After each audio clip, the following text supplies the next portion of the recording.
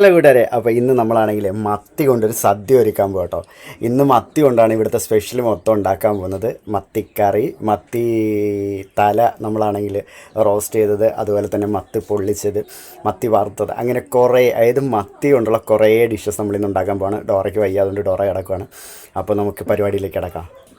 അപ്പോൾ കൂടെ നമ്മൾ തല റോസ്റ്റ് ചെയ്യാൻ വേണ്ടിയിട്ട് ഉള്ളിയും പച്ചമുളകും കൂടെ വഴറ്റി അതിനകത്തിട്ട് തലയിട്ട് നല്ലോണം മിക്സ് ചെയ്തതിന് ശേഷം നമുക്ക് കുറച്ച് നേരത്തേക്ക് അടച്ച് വെച്ച് വേവിക്കുക. ഇപ്പോൾ ഉപ്പും മുളക് പൊടി ഒന്നും ഇടുന്നില്ല. അതിനുശേഷം നമുക്ക് മീൻ വറുക്കാനുള്ള മത്തിക്കകത്തോട്ട് മുളക് പൊടി, മഞ്ഞൾപ്പൊടി, ഉപ്പ് നമുക്ക് ഇട്ട് കൊടുത്തതിന് ശേഷം ഒരു മൂടി വെച്ച് നമുക്കാണെങ്കിൽ നന്നായിട്ടൊന്ന് കുലുക്കി കൊടുക്കാം. കുലുക്കി കൊടുക്കുന്ന സമയത്ത് നമുക്കിത് ഈ രീതിയിലേക്ക് കിട്ടും.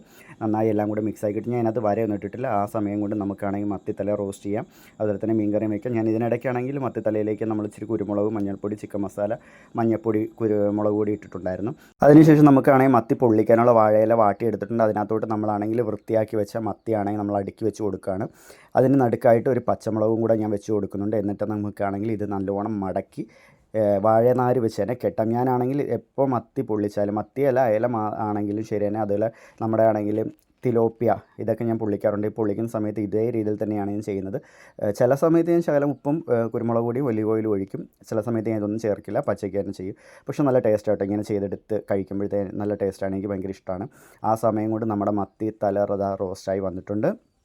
മീൻ കറിയും ആയിട്ടുണ്ട്. ഇനി നമുക്കാണെങ്കിൽ മത്തി വറുക്കാം. മത്തി വറുക്കാൻ വേണ്ടി ഒരു പാൻ വെച്ച് പാൻ ചൂടായി കഴിഞ്ഞപ്പോഴത്തെ എണ്ണ ഒഴിച്ചു കൊടുത്തതിന് ശേഷം നമുക്കാണെങ്കിൽ അതിലേക്ക് ഓരോ മത്തിയായിട്ട് വെച്ച് കൊടുക്കാവേ. ഞാനാണെങ്കിൽ എടുത്ത മത്തി മൊത്തവും തന്നെ ഈ ഒരു പാനിനകത്തോട്ട് വെക്കാൻ പോകുന്നത്. ചെറിയ മത്തിയായിരുന്നു, വലിയ മത്തിയല്ല.